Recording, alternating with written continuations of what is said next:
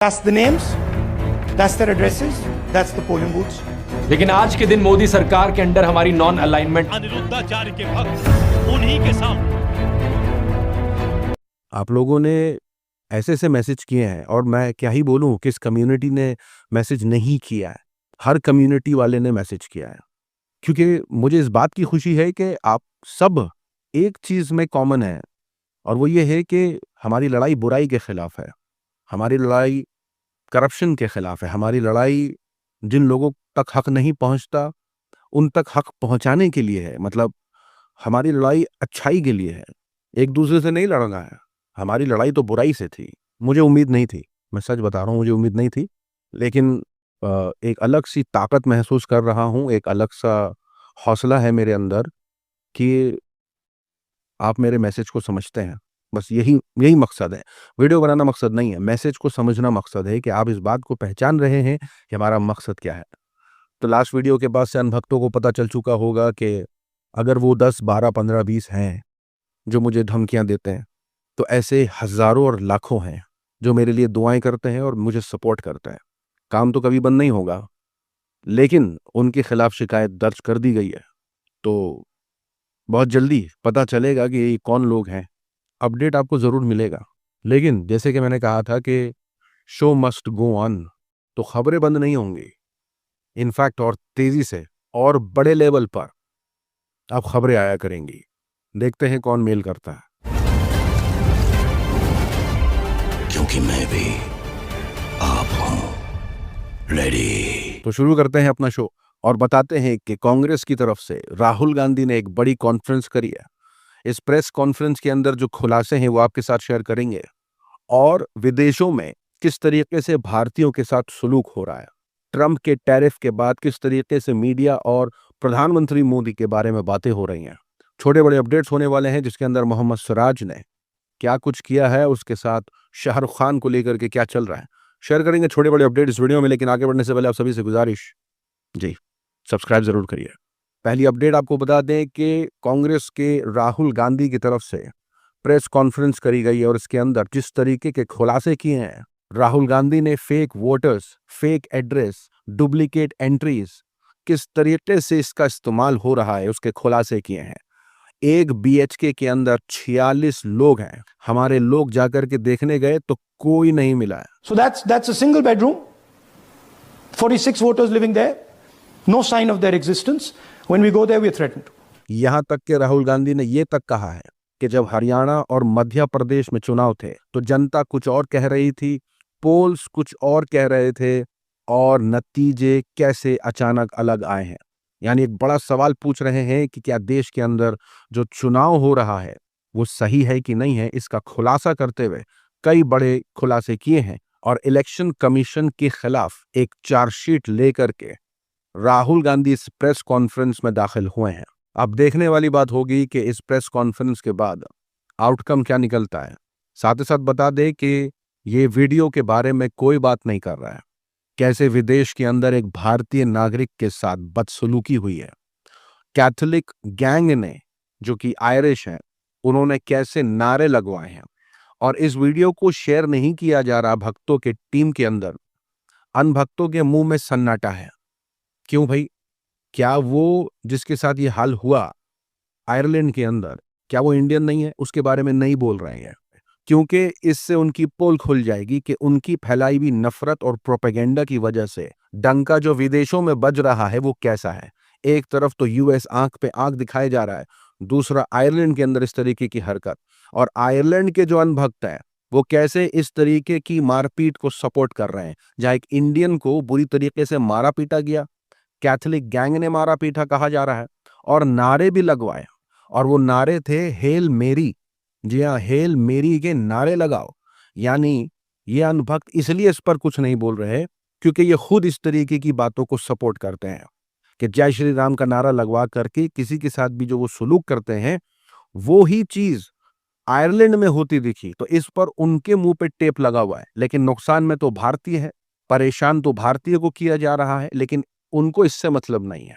बुराई के खिलाफ वो इसलिए नहीं बोल पा रहे क्योंकि वो खुद इस बुराई को अंजाम देते हैं। उसी के साथ साथ बता दें कि यूएस की तरफ से जो टैरिफ्स लगाए जा रहे हैं भारत पर, उसको लेकर के चर्चा क्या है। लेकिन उससे पहले प्रधानमंत्री मोदी ने पार्लियामेंट के अंदर बयान दिया कि कैसे 10 साल के अंदर उन्होंने 17 करोड़ जॉब्स दिए हैं। अब इस पर ट्रोलिंग चल रही है, सोशल मीडिया पर चल रहा है कि 17 करोड़ जॉब्स दे दी हैं 10 साल में मोदी सरकार ने। लेकिन किसको, यानी ये 17 करोड़ जॉब्स मिले किसे हैं? सोशल मीडिया पर ट्वीट किए जा रहे हैं शायद नेपाल में दिए होंगे। उसी के साथ साथ डोनाल्ड ट्रंप ने 25% और टैरिफ रशिया से ऑयल लेने की वजह से इंडिया पर 25% का और टैरिफ लगाया है, यानी कुल मिलाकर के 50% का टैरिफ।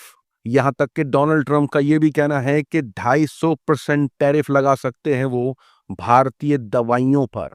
लगातार डोनाल्ड ट्रंप धमकी दे रहे हैं कि कैसे वो भारत पर टैरिफ और लगाने वाले हैं।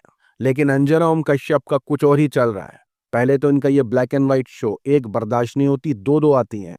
दूसरी तरफ इन्होंने किस तरीके से ये बिल अमेरिकन पे ही फाड़ा है। यानी अंजना ओम कश्यप के मुताबिक अगर डोनाल्ड ट्रंप टैरिफ लगा रहे हैं भारत पर, तो इसका खामियाजा अमेरिकन को भुगतना पड़ेगा, क्योंकि महंगाई वहां हो जाएगी, भारतीय सामान महंगे वहां हो जाएगा। सवाल एक ही है कि अगर वहां महंगा हो जाएगा तो वो खरीदेंगे ही क्यों, और अगर वो खरीदेंगे नहीं तो भारत से सामान तो वहां मंगाया नहीं जाएगा, और जब मंगाया नहीं जाएगा तो यहाँ बनाने वाले, यहाँ जो उस पर काम करते हैं, यहाँ से जो सामान जाता है, इसमें घटौती होगी, इसकी बिक्री में इफेक्ट पड़ेगा, भारत पर इफेक्ट पड़ेगा। लेकिन नहीं, अंजना ओम कश्यप ये कह रही हैं कि अगर टैरिफ लगा रहे हैं तो इससे तो अमेरिकन का ही नुकसान है। मैं तो कहता हूं मीडिया को देखने से बेहतर है आम इंसानों को सुनना, उनको ज्यादा ज्ञान है इस चीज का। ये तो कुछ और ही बकबगा रहे हैं। What does this mean, this 25% for India? It means that, our goods are going to be more expensive in the US market, which means less of it is going to be sold. अब देखिए अनभक्तों का logic भी देखिए। पाकिस्तान पर 19% का tariff है और India पर 50% का, लेकिन अनभक्तों के मुताबिक इंडिया आगे है, क्योंकि इंडिया अभी भी पाकिस्तान से 31% टैरिफ में आ गया है। भाजपा समर्थकों का कहना है कि अमेरिकन का बहिष्कार, यानी अमेरिकन सामानों का जो वो हमसे बनवाता है उसका बहिष्कार शुरू कर दें, प्लेन्स के ऑर्डर्स लेना बंद कर दें। इससे अमेरिका को बड़ा नुकसान पहुंचेगा। सोशल मीडिया पर चल रहा है कि सबसे पहले तुम ट्विटर यानी एक्स इस्तेमाल करना बंद करो। 56% जो कमा रहा है एक्स, वो भारत से कमा रहा है, और तुम वही एक्स पर बैठ करके कह रहे हो अमेरिका का बाइकआउट कर दो। तुमसे एक्स छोड़ा नहीं जा रहा है और तुम बात करते हो कि दूसरी चीजों का बहिष्कार कर दो। अब देखिए इन अनभक्तों को, देखिए ये अनभक्त अगर कोई अमेरिका में बैठ करके अपने ही नेता को ट्रोल कर दे इस तरीके से, तो कैसे उसको कहते हैं कि देखो अमेरिकन जो हैं वो अपने ही प्रेसिडेंट हैं, जोकर कह रहा है वैसा तो ये कैसे उसका मजाक उड़ाता है ना, कितने मजे ले रहा है। लेकिन अगर यही कोई प्रधानमंत्री मोदी की आलोचना ही कर दे, मजाक तो दूर की बात है। No! और इस मजाक उड़ाने पर यहाँ के राइट विंग्स वाले बड़े खुश हो रहे हैं कि कैसे डोनाल्ड ट्रंप का मजाक उड़ रहा है। लेकिन यहाँ अगर कोई आलोचना ही कर दे तो ये लोग एकदम, इनका पारा हाई हो जाता है, चेहरा लाल हो जाता है। अब उसके बाद ये खबर निकल के आई कि प्रधानमंत्री मोदी ने इन टैरिफ्स पर, जिस तरीके के ट्रंप के टैरिफ्स की खबरें आ रही हैं, इन टैरिफ्स पर कहा है कि वो तैयार हैं किसानों और फिशरमैन के लिए एक भारी कीमत चुकाने के लिए। सोशल मीडिया पर चल रहा है कि ये है वो फिशरमैन और ये है वो किसान, यहाँ तक कि ये तस्वीर भी वायरल की जा रही है। अब देखिए ये एक और खबर निकल के आ रही है कि प्रधानमंत्री मोदी जो है वो चाइना दौरे पर जाने वाले हैं। अब ये खबर आते ही अनभक्तों में अलग सा जश्न बन रहा है और सब ट्रंप को टैग कर रहे हैं, देखो ट्रंप। लेकिन सवाल ये है कि क्या गलवान भूल गए ये? क्या कैसे चाइना ने पाकिस्तान का साथ दिया भूल गए ये बीजेपी के सपोर्ट में इतने अंधे हो चुके हैं कि ये नहीं देख रहे हैं कि भारत को किस दिशा में जाना पड़ रहा है। और अगर इनसे दिमाग की बात कर ली जाए तो ये ऐसा जवाब दे देते हैं। तो पढ़ा लिखा होने का मतलब ये बिल्कुल भी नहीं कि हम अपने दिमाग का इस्तेमाल करना चाहिए। क्या बोले मैं समझा नहीं। लेकिन आज के दिन मोदी सरकार के अंडर हमारी नॉन अलाइनमेंट हो गई है कि कभी इधर चला मैं, कभी उधर चला। यहां तक कि ये खबर और सुनिए, अब डोनाल्ड ट्रंप हो गए हैं बिहार के नागरिक। मतलब ये प्रमाण पत्र आए, निवास प्रमाण पत्र डोनाल्ड ट्रंप का बना दिया गया है। लगातार सवाल उठ रहे हैं बिहार के एसआईआर पर कि कैसे प्रमाण पत्र बनाए गए हैं, कैसे कैसे लोगों का नाम डाला गया है, क्या क्या गड़बड़ियां हो रही हैं, तमाम सवालात पूछे जा रहे हैं। यहां तक कि ये देखिए, अभी ये नाम अलग होता तो कैसे ये लोग इस पर बवाल मचा देते। नाम क्या है आपकी स्क्रीन पर। जासूसी के आरोप में डीआरडीओ के गेस्ट हाउस मैनेजर हिरासत में है और नाम है महेंद्र प्रसाद। अगर महेंद्र प्रसाद की जगह कोई और नाम होता तो अभी तक हैशटैग ट्रेंड कर रहा होता। अब यही खबर देख लीजिए, इसकी जगह मामला रिवर्स होता तो लव जिहाद ट्रेंड कर रहा होता। खबर आ रही है दिल्ली की जहांगीरपुरी से 15 साल की एक लड़की को दिन दहाड़े या मार्केट, बिजी मार्केट के अंदर गोली मार के हत्या कर दी जाती है और करने वाला अपने आप को उसका आशिक कहता है। उस लड़के का नाम आर्यन है। वन साइडेड लव था। आर्यन नाम का लड़का कैसे उस लड़की से प्यार करता था, उससे रिश्ते में आने की बात कर रहा था। लड़की कह रही थी नहीं कर पाऊंगी, नहीं होगा, लेकिन कैसे उसने उसको दिन दहाड़े मौत के घाट उतार दिया। परिवार वाले इंसाफ की गुहार लगा रहे हैं, मांग कर रहे हैं सख्त कार्रवाई की, लेकिन एक हैशटैग नहीं मिलेगा। लेकिन यही अगर रिवर्स होता तो इसको एक लव जिहाद एंगल दिया जाता, इसको एक अलग नैरेटिव के साथ शेयर किया जाता। उसी के साथ साथ देखिए मोहम्मद सिराज ने किस तरीके से आखिरी टेस्ट मैच में बॉलिंग करके जो विकेट ली थी और भारत को जिताया, मैच ड्रॉ करवाया। जो 5 सीरीज की जो मैच थी, टेस्ट सीरीज, उसको जो ड्रॉ करवाया तो अपने आप में एक काबिल तारीफ है। हार नहीं तो ड्रॉ सही, लेकिन किस तरीके से मोहम्मद सिराज की ट्रोलिंग चल रही है। अब ये देखिए खबर निकल के आई कि मोहम्मद सिराज ने जो प्लेयर ऑफ द अवार्ड था उसमें शैंपेन की बोतल लेने से मना कर दिया। और इसको खबर को चलाया गया है वो इस वजह से क्योंकि इस्लाम के अंदर जो वो धर्म मानते हैं उसके अंदर इन चीज़ों की मान्यता नहीं है, इस चीज़ की इजाज़त नहीं है। इस्लाम में शराब हराम मानी जाती है, इस वजह से मोहम्मद सिराज ने ऐसा काम किया। लेकिन अब देखिए सोशल मीडिया पर जो कोई भी इसकी तारीफ कर रहा है, जो कोई भी सिराज की बॉलिंग की तारीफ कर रहा है, उसका मजाक कैसे उड़ा रहे हैं। ये कह रहे हैं कि मैच का मजा किरकिरा कर दिया। अच्छा होता कि इंग्लैंड ही मैच जीत जाता।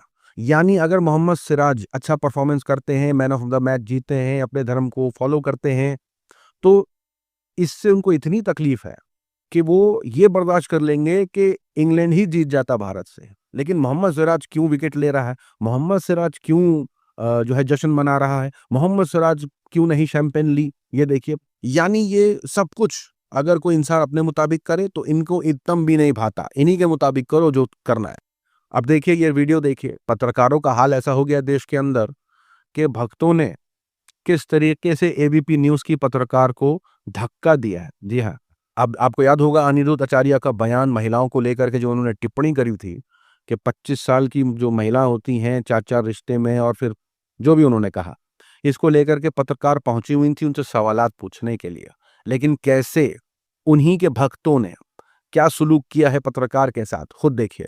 अनिरुद्धाचार्य के भक्त उन्हीं के सामने एबीपी न्यूज की महिला संवाददाता से बदसलूकी कर रहे थे। देखिए मीडिया के साथ जुल्म भी होता है तो मीडिया गोदी मीडिया भी है। ये खबर आपको याद होगी कैसे उत्तरकाशी के अंदर बादल फटने की वजह से काफी नुकसान हुआ। लेकिन एक वक्त था जब मीडिया रिपोर्ट ऐसे करती थी इन मामलों पर कि कैसे फ्लड आया है। जी हाँ, लेकिन आज क्या रिपोर्ट कर रही है मीडिया कि कैसे गंगा नदी ने भगवान शिव के जो मूर्ति है उसको छुआ है। कोई सेंस है इस बात की? फिर अगर हम दिमाग की बात कर लेंगे तो भक्त आ जाएंगे ये कहने के लिए। तो पढ़ा लिखा होने का मतलब ये बिल्कुल भी नहीं कि हमें अपना दिमाग का इस्तेमाल करना चाहिए। साथ ही साथ बता दें कि जब से शाहरुख खान को नेशनल अवार्ड मिला है, अनभक्तों की टोली पूरी परेशान है। आपको याद होगा कि 33 साल मूवी करने के बाद शाहरुख खान को नेशनल अवार्ड मिला है, वो भी जवान मूवी के लिए। ऐसे तो लोगों का कहना था कि माय नेम इज खान के लिए मिलता तो ज्यादा अच्छा होता, लेकिन देर आए दुरुस्त टाइम मिला तो सही।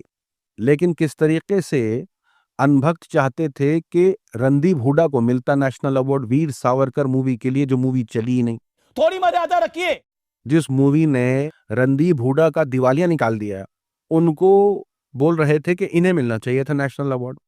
अब देखिए शाहरुख खान के नेशनल अवार्ड मिलने के बाद जो नाराजगी है वो इस हद तक चली गई है कि कैसे अब ये खबर चलाई जा रही है कि अगर हकला GIF इस्तेमाल किया जाएगा तो उसे 3 लाख रुपए फाइन और 2 साल की जेल होगी। जबकि ये खबर झूठी है, लेकिन लगातार इसको एज अ चैलेंज दिखा रहे राइट विंग्स वाले कि अगर ऐसी खबर आई है कि जेल होगी और फाइन होगा तो हम तो और करेंगे। ये इंडियन राइट विंग्स कम्युनिटी है, कह रहे हैं please reply with the GIF to let everyone know that what not to use, यानी और इस खबर को फैलाओ। जाने से पहले एक और बार आप लोगों का शुक्रिया अदा करना चाहेंगे आपके सपोर्ट के लिए। आपके कमेंट्स, आपके मेल्स जवाब हैं उन नफरतियों को, और आपकी हौसला अफजाई के लिए बहुत बहुत शुक्रिया। मेरे घर वाले, मैं, वो तमाम लोग जो वो मैसेजेस पढ़ रहे थे आपके, वो काफ़ी खुश हुआ ये देख करके कि हमारे काम को कैसे सराहाया जाता है, और सिर्फ भारत में ही नहीं, इंटरनेशनली। आप लोगों को बहुत बहुत शुक्रिया, और इसी तरीके की सपोर्ट की ज़रूरत है, तभी हम हिम्मत से और पूरे हौसले के साथ इस काम को कर सकेंगे, आपके सामने खबर ला सकेंगे, वो सारी खबरें जो नहीं दिखाई जाती लेकिन आप तक पहुंचाने का काम हमारा रहेगा। तो ज़रूर से इसी तरीके से सपोर्ट करते रहिए, वीडियो आते रहेंगे, घबराने की कोई बात नहीं है, ना हम घबरा रहे हैं। आप लोगों का बहुत बहुत शुक्रिया। कमेंट में बताइए अपनी राय सुझाव इस वीडियो को लेकर के। मिलूंगा आप सभी से अगले वीडियो में, तब तक के लिए अपना ख्याल रखें।